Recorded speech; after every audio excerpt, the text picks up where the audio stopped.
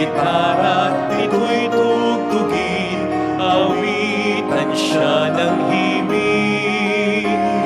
Lapitan siya't dakilain, atin siyang sambahin. Ang poon dumalaw sa atin upang tayo'y tubusin, upang tayo'y tubusin.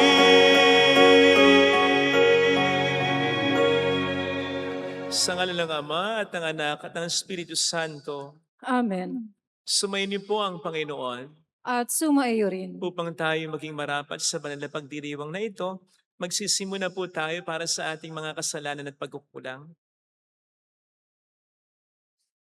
Tayo pong lahat, inaamin ko sa makapangyarihang Diyos at sa At sa inyo, inyo, mga kapatid, na lubha kong nagkasala nagkasala sa isip, sa salita at sa gawa, at sa aking pagkukulang. Kaya sinasamo ko sa mahal na Birheng Maria, sa lahat ng mga anghel at mga banal, at sa inyo mga kapatid, na ako'y panalangin sa Panginoong ating Diyos. Kaawaan tayo ng mapagmahal na Diyos, patawarin sa ating mga sala, at patnubayan hanggang sa buhay na walang hanggan. Amen. Panginoon, kaawaan mo kami. Panginoon, kaawaan mo kami. Kristo, kaawaan mo kami. Kristo, kaawaan mo kami. Panginoon, kaawaan mo kami. Panginoon, kaawaan mo kami. Yumuko tayo, maaaring ibulong sa Panginoon ang ating intensyon. Pagdasal natin na tayo ay may adya sa lahat ng kapahamakan, lalo na sa isang malakas na lindol. Pagdasal natin ang mga tumutulong sa ating simbahan, ang mga may sakit at ang mga nag-aalaga sa kanila at ang mga may pinagdaraanan ngayon sa buhay, ang mga nagsisimba, ang mga nagpapamisa. Manalangin tayo. Ama naming makapangyarihan, kami naway magkaroon ng pitagan at pagmamahal para aming magawang sambahin ang ngalan mo. Sapagkat sa mga pinatatatag sa iyong pag-ibig, ikaw ay walang pinababayaang masadlak sa ligalig. Nilulug namin ito sa pamamagitan ni Hesus Kristo, kasama ng Espiritu Santo, magpas sa walang hanggan. Amen.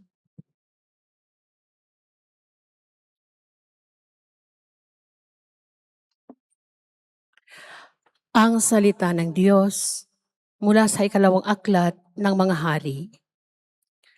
Nang ikasampung araw, ng ikasampung buwan, ng ikasyam na taon ng paghahari ni Sedekias, tinipon ni Nabucodonosor ang buo niyang hukbo. Kinubkob nila ang Jerusalem at pinaligiran ang mga bantayan. Ang pagkubkob nila ay tumagal ng may 2 taon. Nang ikasyam na araw ng ikaapat na buwan ng pagkubkob sa Jerusalem, umabot na sa sukdulan ang taggutom sa buong lungsod. Noon nabutas ang isang bahagi ng pader ng lungsod. Nang makita ito ni Haring Sedekias, kinagabihan ay tumakas siya patungong Araba, kasama ang kanyang mga kawal. Doon sila dumaan sa pintuan ng 2 pader, malapit sa hardin ng palasyo. Ngunit ang lungsod ay naliligid ng mga Kaldeyo. Tinugis sila ng mga ito at inabutan sa kapatagan ng Jericho. Kaya nagkanya-kanyang takas ang kanyang mga tauhan. Nabihag si Sedekias at iniharap sa hari ng Babylonia na nasa Ribla at doon siya hinatulan. Pinatay nila sa harapan ni Sedekias ang mga anak nito. Dinukit ang mga mata at gapos ng tanikalang dinala sa Babylonia.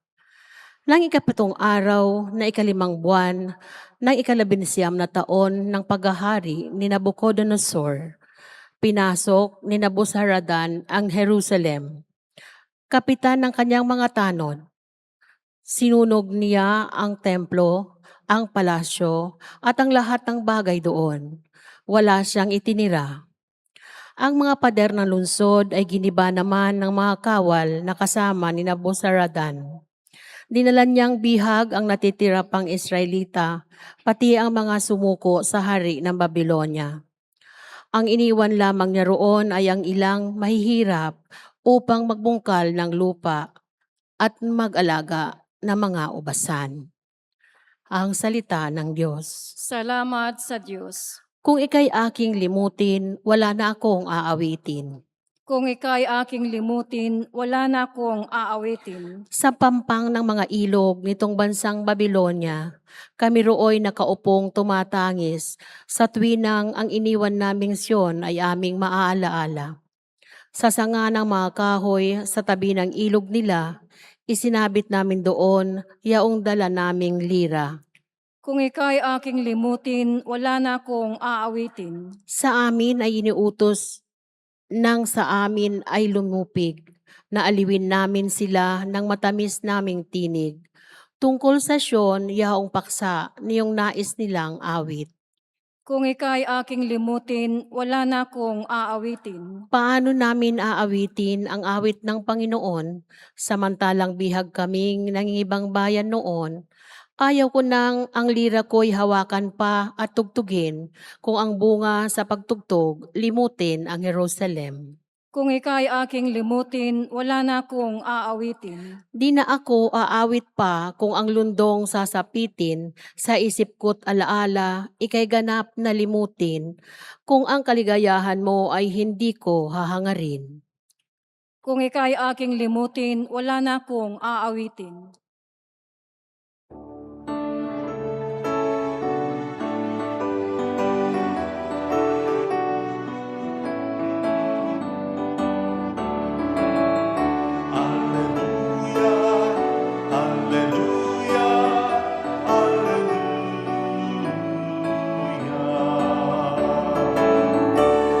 Hallelujah, Hallelujah, Hallelujah.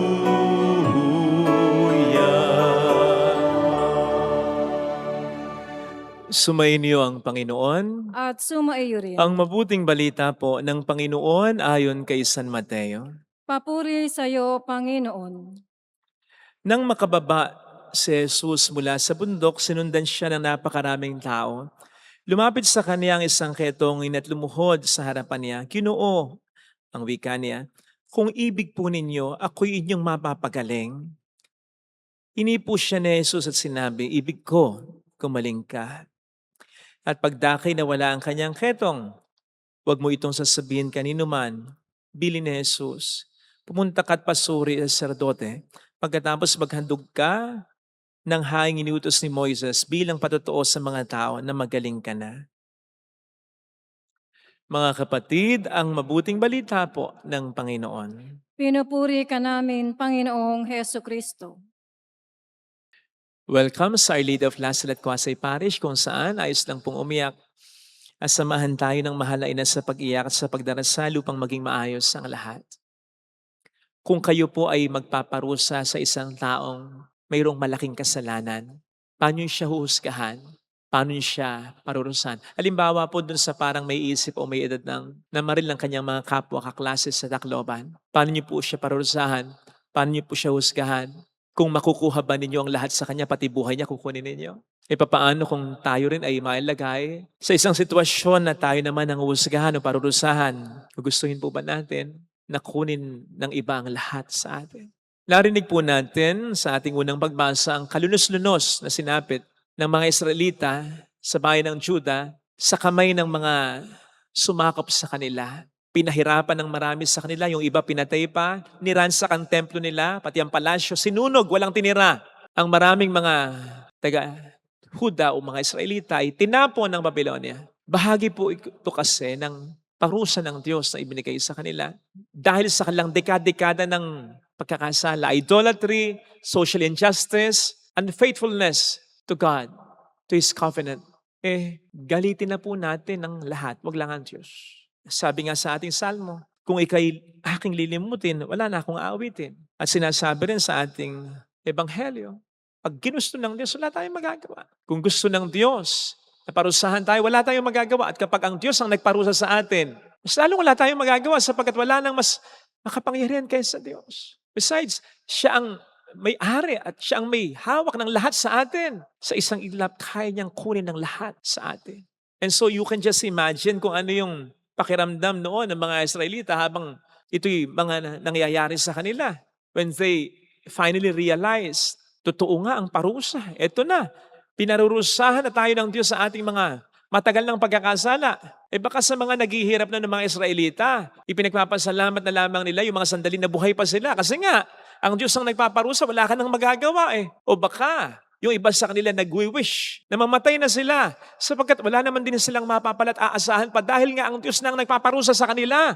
Matindi ng parusa yon. Wala nang templo, wala nang palasyo, wala nang lupa nila, wala nang identity nila. Ang Diyos ba naman ang ginalit nila? Gayunpaman, sana po napansin po ninyo yung pinakahuling bersikulo sa napakalungkot na pagbasang ito. Sabi dito, iniwan pa rin ng mga Babylonians na mga sumakop sa Juda ang ilang mga mahihirap na mamaya ng Juda upang magbungkal ng lupa at mag-alaga ng ubasan. Sa unang dinig, parang wala lang ito. Parang insignificant ito. Bakit? May tinira nga, ilan lang, kaunti lang, mahihirap pa. At tagabungkal na lang ng lupa at tagapag-alaga ng ubasan. Pero alam po ba ninyo, ito ay nasa plano ng Diyos? Yes. Sapagkat later on, itong mga remnants na ito, ang siyang magpe-preserve ng kanilang tradisyon na magiging simula later on ng bagong henerasyon at magiging daan ng restoration ng kanilang bayan at relihiyon. And it's really part of God's plan to intentionally preserve His covenant sa kanyang piniling bayan. So makikita po natin dito na kahit gaano ka-harsh ang pagkaparusa ng Diyos, hindi siya nanguubos. Hindi niya inuubos ang lahat sa tao. May tinitira siya kahit papaano para makabangon at makabawi, makapagbago ito. Gaano man siya sinaktan nito, gaano man siya ginalit nito, hindi pa rin nawawala ang kanyang awa sa tao. Ang tanong, ganun din po ba tayo? Gaano man tayo kinalit ng isang tao? Gaano man tayo sinaktan ng isang tao? May natitira ba naman ding awa sa atin kahit paano? Naku ay, meron sigurong magsasabi din sa inyo, Father, ganito ang ginawa niya sa akin. Ganito ang ginawa niya. Wala siyang awa. Bakit ko siya kakaawaan? Matanong ko rin po kayo. Ano bang sabi ng ating Panginoon sa atin? Sinabi ba niyang maawa tayo tulad ng kapwa natin? Hindi. Kasi po pwedeng wala talagang awa ang kapwa natin. Pero ang sabi niya, maging maawain kayo, maging mahabagin kayo tulad ko, tulad ng aking ama o ng inyong amang nasa langit. Besides, nagtagumpay na ang dyablo sa kanya. Sa sino mang gumawa sa atin ng masama, hahayaan ba natin magtagumpay ang dyablo sa atin? Kaya nga siya ginamit ng dyablo pag gumawa ng masama sa atin o sa kapwa natin para magalit tayo at para gumawa din tayo ng masama So kung yun ay gagantihan din natin ng isa pang masama, edi nagtagumpay ang dyablo sa kanyang pinakalayunin kung bakit niya in the first place ginamit yung tao. At isa pa, gustuhin ba rin po ba natin? Nahusgahan din tayo ng ating Panginoon balang araw? Katulad ng panghusga na ginagawa natin sa kapwa natin. Hindi na pinag-uusapan, mas masama ba yung ginagawa niya kaya sa atin? Ang pinag-uusapan dito yung paraan ng ating panghusga sa Kanya. Sapagkat ang sabi ng Panginoon natin sa atin, kung ano man ang takalan na ginagamit natin sa iba, yun din ang gagamitin niyang takalan sa atin. Kaya mag-ingat po tayo sa panghuhusga at pagkaparusa ng kapwa natin sapagkat darating po sigurado ang araw na harap tayo sa Panginoon upang tayo husgahan niya. At kapag dumating ang araw na iyon, na siguradong darating din naman, maalala natin kung meron man ang mga kapwa nating hinusgahan at pinarusahan natin. Sapagkat that very moment, kakailanganin natin ng awa. At paano tayo aasa sa awa ng Diyos kung hindi tayo naawa? Huwag po sana nating ipagmalaki at huwag din tayo makakampante sa mga mabuting ginagawa natin o yung rason natin na hindi naman tayo kasing sama ng kapwa nating hinusgahan at pinarusahan natin o pinag-isipan natin ng masama. Sana'y maging ganito ka, matay ka na. Hindi tayo makakampante kahit sa tingin natin tayo mabuti. Sa pagsabi nga ng banal na kasulatan, ang ating mga gawang kabutihan ay parang mga maruming basahan lang kung ikukumpara sa kabutihan ng Diyos. Besides, kung minsan o kadalasan pa nga ang ating mga ginagawang kabutihan ay may mancha ng kasalanan, may mancha ng kayabangan, o may mancha ng paghahangad na tayo'y pahalagahan. Kaya wala talaga tayong may pagmamalaking maraming mabuti. Especially if we have not shown any mercy. Dahil ang taong walang awa, kailanman hindi maituturing na mabuti. Mabuti ang Diyos kasi He is overflowing with mercy. Kaya tumulad tayo sa Kanya upang masigurado natin, kahit papaano lang, na tayo mabuti. Di ba? Hindi tayo sigurado kung mabuti na nga tayo. Kung kalugod-lugod na nga tayo sa mata ng Diyos. Kasi maaaring ang feeling natin, tingin natin mabuti tayo dahil hinahanga tayo ng mga tao, nakaka-inspire tayo. It does not necessarily follow. Unless ang tingin sa atin ng Diyos ay mabuti. Matitingnan tayo ng Diyos na mabuti if we are showing compassion and mercy. Kasi makikita niya ang kanyang sarili sa atin. Siya mismong nagsabi, tayo nagiging tunay na mga anak niya kung tayo nagmamahal sa ating mga kaaway, kung tayo naghahangat pa rin ng mabuti kahit sa mga masama tao na nakasakit sa atin, at kung tayo mahabag sa kapwa natin. Diyosan ang hiling nating biyaya sa banal na pagdiriwang na ito. Ilagay natin ang ating kanang kamay sa tapat ng ating puso.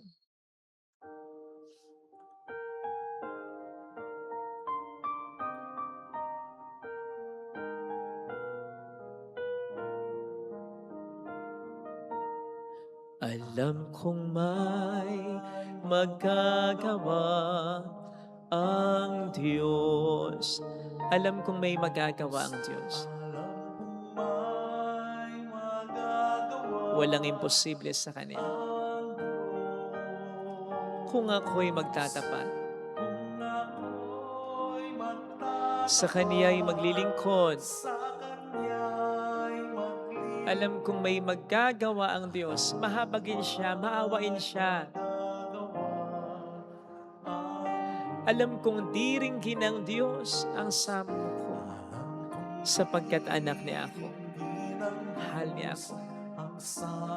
Alam kong diringgin ng Diyos ang samo ko, sapagkat alam niya ang pinagdaraan.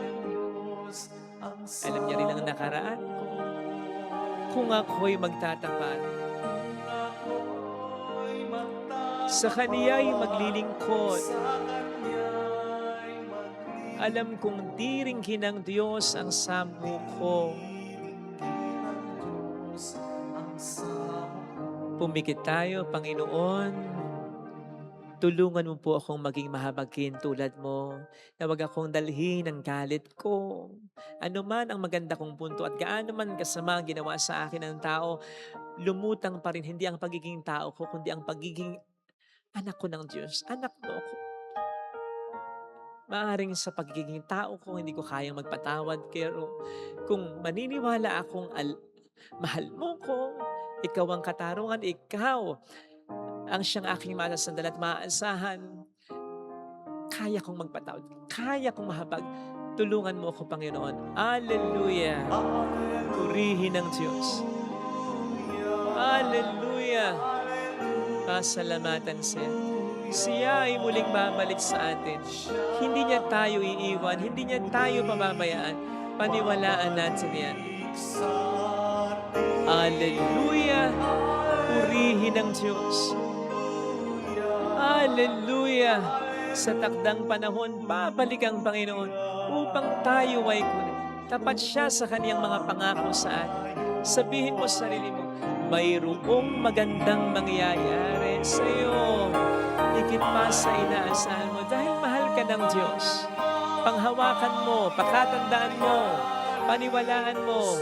Pero dapat ka rin magmahal sa kapwa mo at bahagi ng pagmamahal na ito ay ang at least maghangad tayo ng mabuti sa iba. Kahit na mga nakagawa sa atin ng masama, huwag gaganti. Magdisiplina kung kinakailangan, magparusa kung kinakailangan, pero yung tama lang. Huwag nating pabayaan na maghari ang kasamaan kahit na sa atin kalooban. Papuri sa Ama at sa Anak sa Espiritu Santo. Kapara lang sa unang-una, ngayon at magpakailanman, magpasawalang hanggan. Amen. Pag-aalay po.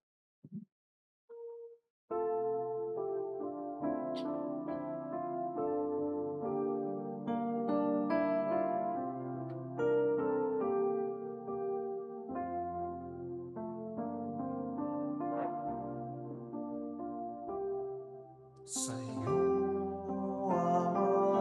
aming handog ang tinapay at alak na ito, handog ng iyong bayang sumasamo, humihingi ng patawad mo.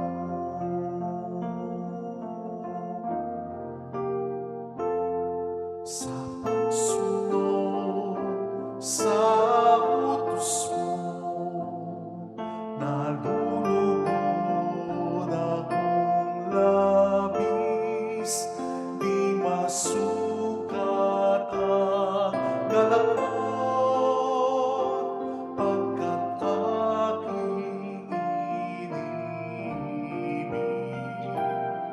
sa'yo, Ama, aming handog ang tinapay at alak na ito, handog ng iyong bayan sumasamo, humihingi ng patawad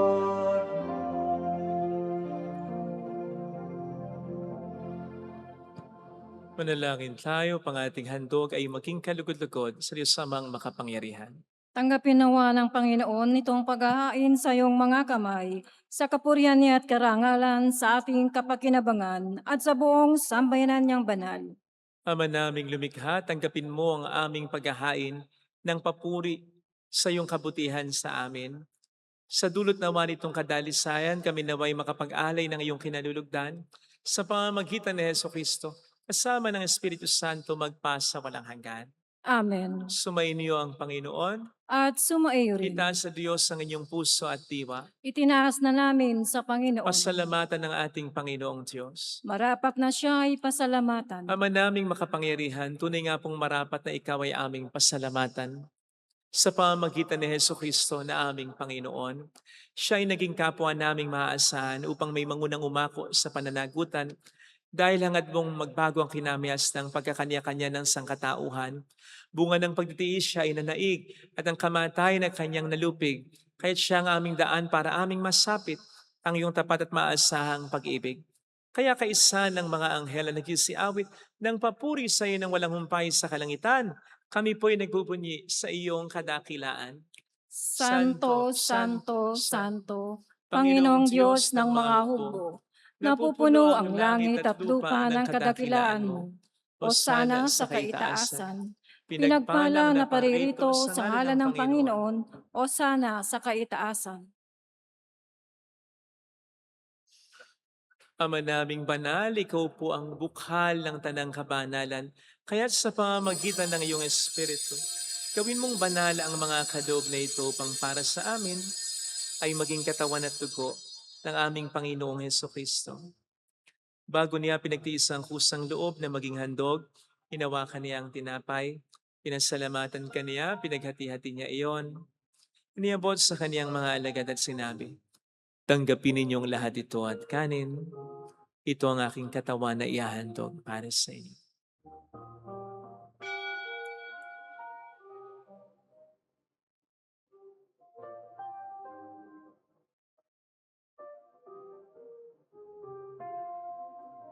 Hindi naman ang matapos ang hapunan, hinawakan niya ang kalis. Muli kaniyang pinasalamatan. Iniabot niya ang kalis sa kaniyang mga alagad at sinabi, "Tanggapin ninyong lahat ito at inumin. Ito ang kalis ng aking dugo ng bago't walang hanggang tipan. Ang aking dugo na ibubuhos para sa inyo at para sa lahat sa ikapagpatawad ng mga kasalanan. Gawin niyo ito sa pag-alala sa akin."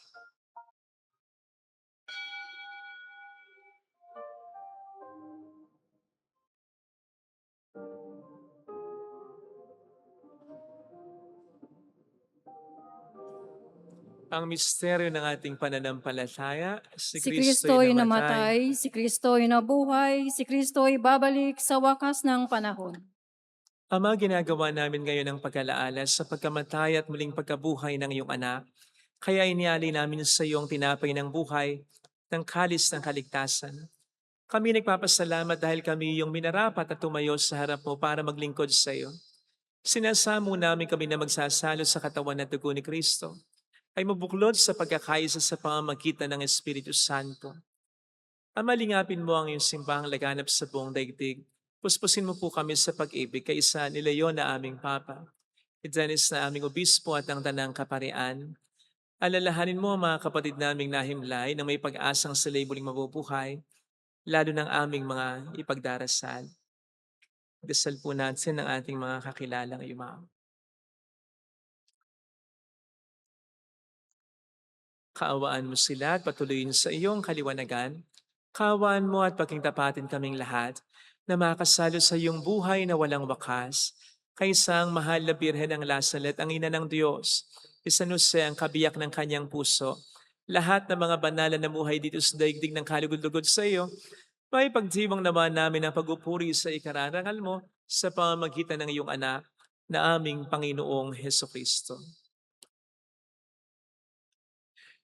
Sa pamamagitan ni Kristo, kasama niya at sa Kanya, ang lahat ng parangal papuri ay sa iyo, Diyos amang makapangyarihan, kasama ng Espiritu Santo, magpasawalang hanggan.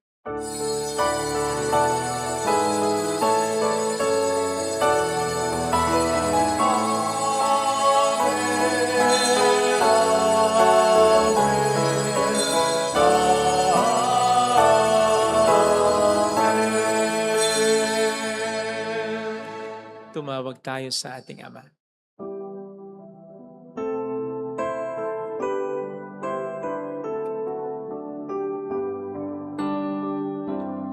Ama namin, sumasalangit ka, sambahin ang ngalan mo, mapasa amin ang kaharian mo, sundin ang loob mo dito sa lupa para ng sa langit. Bigyan mo kami ngayon ng aming kakanin sa araw-araw. At patawarin mo kami sa aming mga sala, para na pagpapatawad namin sa nagkakasala sa amin.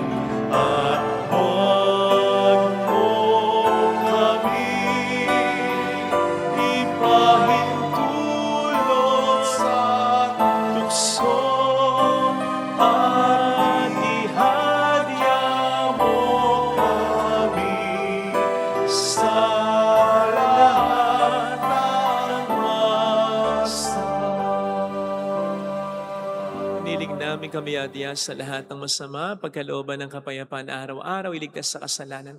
Samantalang aming pinaghahandaan ang dakilang araw ng pagpapahayag ng tagapagligtas namin sa Hesukristo. Sapagkat iyo ang kaharian, ang kapangyarihan at ang kapurihan magpakailanman. Amen. Panginoong Hesukristo, sinabi mo noon, sinasabi mo rin sa amin ngayon, kapayapaan ang iniiwan ko sa inyo, aking kapayapaan ang binibigay ko. Tuhayin mo ang aming pananampalataya, huwag ang aming pagkakasala. Pagkalooban mo kami ng kapayapaan at pagkakaisa ayon sa iyong kalooban, kasama ang Espiritu Santo magpasa walang hanggan. Amen. Ang kapayapaan ng Panginoon ay sumainyo daw ang lahat. At sumaiyo rin. Magbigayan tayo ng kapayapaan sa isa't isa. Kapayapaan po. Peace be with you. Kordero ng Diyos Na nag-aalis ng mga kasalanan ng sanlibutan, maawa ka sa amin. Kordero ng Diyos na nag-aalis ng mga kasalanan ng sanlibutan, maawa ka sa amin. Kordero ng Diyos na nag-aalis ng mga kasalanan ng sanlibutan, ipagkaloob mo sa amin ang kapayapaan.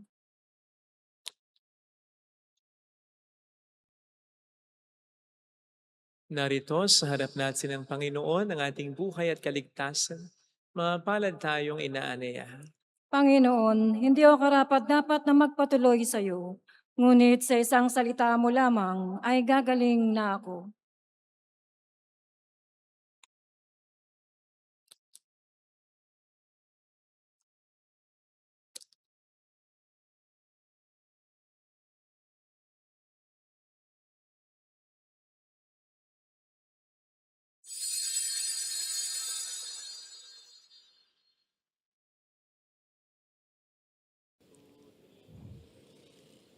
Panalangin para sa espiritual na pakikinabang.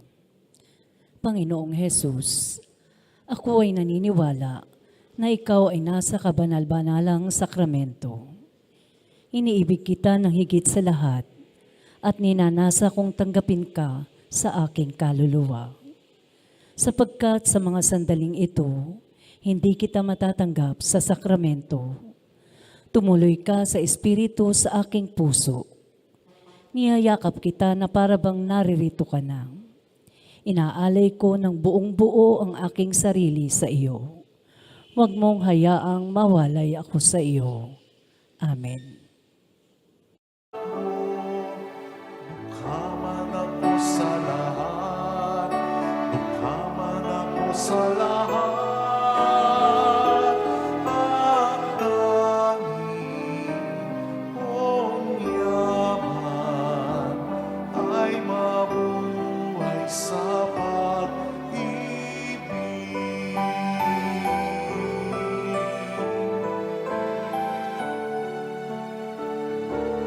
Ang mabuhay sa pag-ibig ay maging bihag sa tawag ng pagmamahal ng Diyos. Papawin niyang lahat ng panindig. Sa kunit dadahas ay limutin. Sisid ng puting manamon, kayamanan ka ng puso ko. Gantimpala ko'y ikaw, pag-asang natatanaw. Ang pumanaw sa sarili ay mabuhay sa pag-ibig.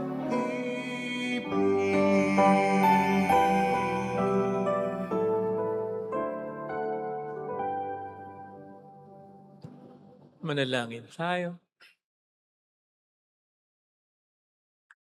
Ama naming mapagmahal, kaming nakinabang sa katawan at dugo ng iyong anak ay sumasamo sa iyong habag upang ang aming taimtim na ginanap ay maging pagtanggap namin sa tiyak mong pagliligtas sa pamamagitan ni Hesukristo, kasama ng Espiritu Santo magpasa walang hanggan. Amen. Holy God, Holy Mighty One, Holy Immortal One. Have mercy on us and on the whole world. Holy God, Holy Mighty One, Holy Immortal One. Have mercy on us and on the whole world. Holy God, Holy Mighty One, Holy Immortal One. Have mercy on us and on the whole world. Jesus, King of Mercy, We trust in you. alalahanin, Alalahanin, O mahal na Birhen ng Lazaret, ina ng pag-asa. Ikaw ang nagpaalala sa aming magbalik loob sa Ama.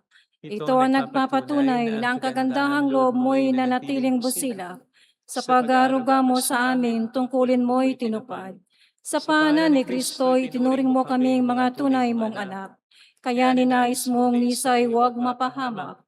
Maging sa iyong walang tigil na pananalangin, pati luhay pumatak. Huwag namang mawala ng saysayang iyong paghihirap. Hiling nawa namin sa iyo, o aming inang liyag, na matapos ang pakikibaka namin sa mundong ito, at sa pananatili naming tapat kay Kristo, sa kapurihan mo'y makibahagi kaming ganap, upang kung nasan ka ngayon ay maparoon din kaming lahat.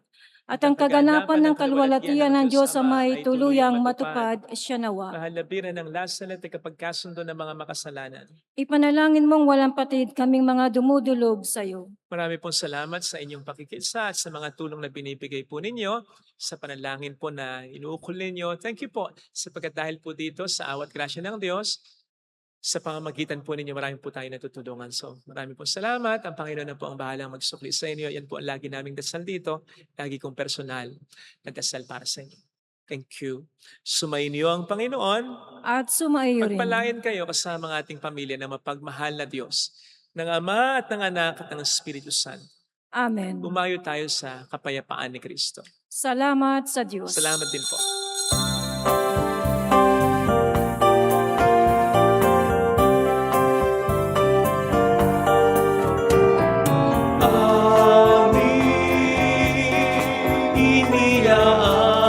Iniaalay ang pag-ibig na walang kapantay.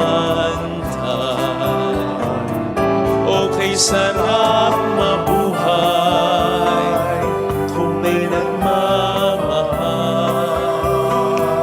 pagmamahal na tunay. at laging dalisay. Ang birhen kong umibig ay walang singtamis,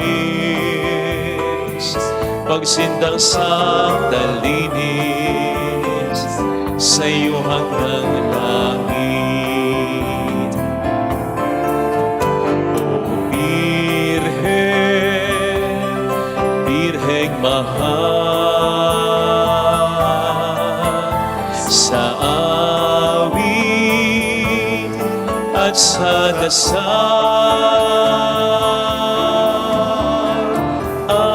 amin iniaalay ang pag-ibig